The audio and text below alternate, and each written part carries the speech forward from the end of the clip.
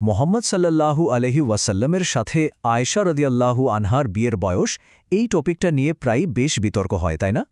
কিন্তু এই সব বিতর্কের আড়ালে আসল ফ্যাক্টগুলো কি?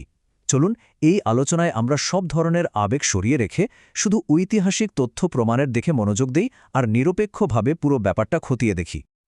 আচ্ছা, গভীরে যাওয়ার আগে আমাদের সবার জন্য একটা কমন গ্রাউন্ড ঠিক করে নেওয়া দরকার, মানে নৈতিকতার একটা বেসিক সংজ্ঞা।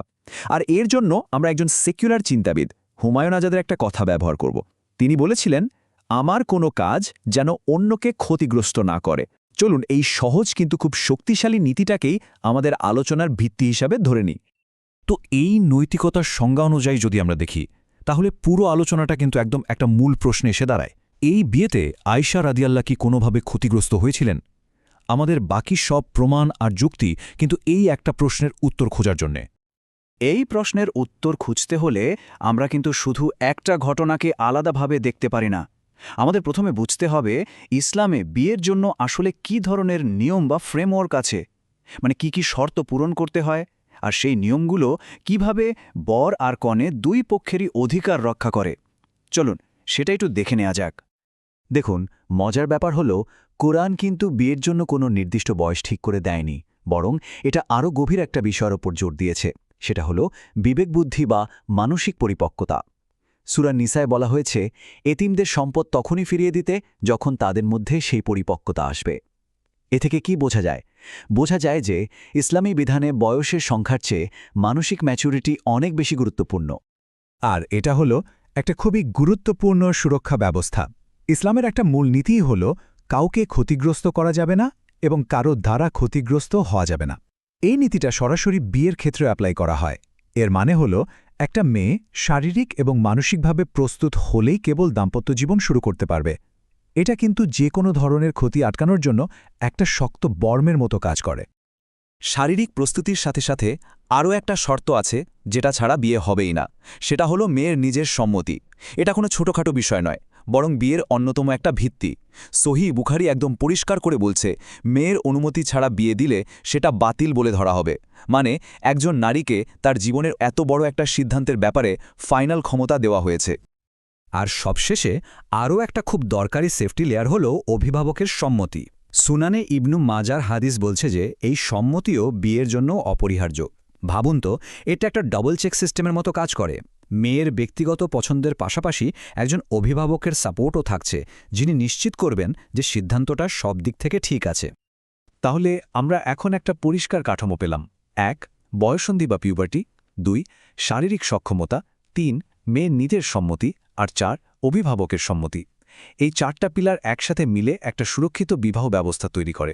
এখন প্রশ্ন হল, আয়েশা রায়ের ক্ষেত্রে এই শর্তগুলো কি পূরণ হয়েছিল? এই পুরো কাঠামোটা দেখলে স্বাভাবিকভাবেই একটা প্রশ্ন মাথায় আসে, তাই না? যখন একজন মেয়ে শারীরিকভাবে পরিপক্ক হয়, নিজের সিদ্ধান্ত নিজে নিতে পারে, তখন আমরা তাকে কি বলবো? শিশু বলবো নাকি প্রাপ্তবয়স্ক?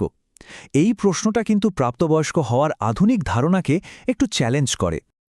তো এতক্ষণ তো আমরা নিয়মকানুনের কথা বললাম, এবার চলুন বাস্তবতার দিকে তাকাই। আয়েশার আর বিয়েতে কি আমরা এতক্ষণ যে শর্তগুলোর কথা বললাম তার সবগুলো পূরণ হয়েছিল? চলুন প্রমাণগুলো কি বলে সেটা একটু ভালো করে দেখা যাক। চলুন তাহলে এক এক করে মিলিয়ে দেখি ঐতিহাসিক রেকর্ড থেকে আয়েশা রাদিয়াল্লাহু তাআলার ব্যাপারে আমরা কি জানতে পারি। ঐতিহাসিক রেকর্ডগুলো আমাদের ৩টা গুরুত্বপূর্ণ তথ্য দেয়। প্রথমত, বয়ঃসন্ধি। ঐতিহাসিক আবু দাউদ লিখেছেন যে তার মাসিক শুরু হয়েছিল। দ্বিতীয়ত, প্রাপ্তবয়স্ক হিসেবে পরিচিতি। আয়েশারা নিজেই বলেছেন যে তাদের সময়ে ৯ বছর বয়সী মেয়েকে একজন প্রাপ্তবয়স্ক মহিলা হিসেবেই দেখা হতো। আর তৃতীয়ত, শারীরিক প্রস্তুতি। রেকর্ড থেকে জানা যায় যে তার মা তাকে বিয়ের জন্য প্রস্তুত করেছিলেন, যা তার শারীরিক ফিটনেসের দিকে ইঙ্গিত করে। আর সবচেয়ে গুরুত্বপূর্ণ শর্ত, মানে সম্মতির ব্যাপারটা, ঐতিহাসিক রেকর্ড আমাদের একটা জীবন্ত ছবি দেখায়। নবী তাকে কোনো চাপ দেননি, বরং সিদ্ধান্ত নেওয়ার সুযোগ দিয়েছিলেন। এমনকি বাবা মায়ের সাথে কথা বলতেও বলেছিলেন। কিন্তু আয়েশা রাদিয়াল্লাহুর উত্তর ছিল একদম পরিষ্কার আর দৃঢ়। এই ব্যাপারে আমার পিতামাতার সাথে আমি কি পরামর্শ করব? আমি আল্লাহ ও তার রসুলকেই গ্রহণ করলাম। এটা শুধু সম্মতি না, এটা একটা আত্মবিশ্বাসী আর স্বাধীন সিদ্ধান্ত। কিন্তু জানেন, সবচেয়ে শক্তিশালী প্রমাণটা হয়তো স্বয়ং আয়েশা রাদিয়াল্লাহু তাআলা আনহার নিজের কাছ থেকেই আসে। তার নিজের কথাগুলোর মধ্যে কোনো ক্ষতিগ্রস্ত সম্পর্কের ছবি পাওয়া যায় না, বরং একটা গভীর ভালোবাসা আর স্বাভাবিক দাম্পত্যের অনুভূতি, এমনকি ঈর্ষারও প্রকাশ পাওয়া যায়। এই কথাগুলো তো একটা প্রেম আর শ্রদ্ধার সম্পর্কের কথাই বলে, তাই না? আমরা ইসলামিক নিয়মকানুন আর নির্দিষ্ট ঘটনার প্রমাণগুলো দেখলাম, কিন্তু পুরোটা ঠিকভাবে বুঝতে হলে আমাদের আরও বড় একটা প্রেক্ষাপট দেখতে হবে।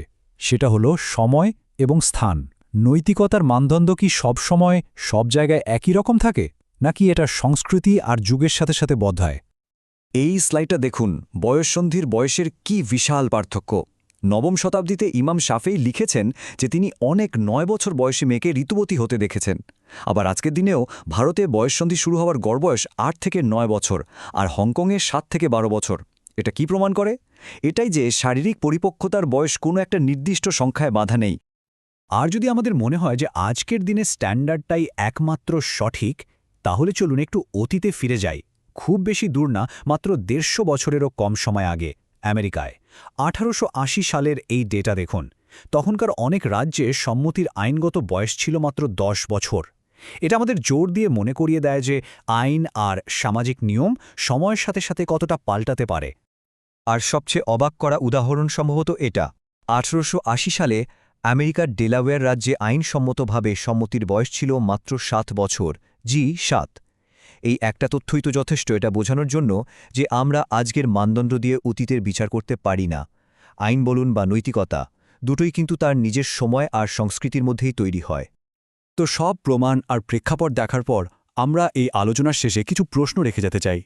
এই প্রশ্নগুলোর হয়তো কোনো সহজ উত্তর নেই, কিন্তু এগুলো আমাদের সবারই ভাবা উচিত। তাহলে একদম প্রথম প্রশ্নে ফেরা যাক, আয়েশারা কি ক্ষতিগ্রস্ত হয়েছিলেন? ঐতিহাসিক প্রমাণ তো একটা সুখী আর প্রেমময় সম্পর্কের দিকেই ইঙ্গিত করে। তাহলে কেন এ বিয়েকে অনৈতিক বলা হয়? আমাদের কি 21 শতকের মানদণ্ড দিয়ে 7ম শতকের মানুষের বিচার করার অধিকার আছে? আর সবশেষে আসল প্রশ্নটা হয়তো এটাই, এই আপত্তি কি শুধু এই নির্দিষ্ট ঐতিহাসিক বিয়ের বিরুদ্ধে, নাকি যে কোনো সাংস্কৃতিক ও ঐতিহাসিক প্রেক্ষাপটকে অস্বীকার করে একটা চরম আধুনিক নৈতিকতার অবস্থান থেকে করা হচ্ছে?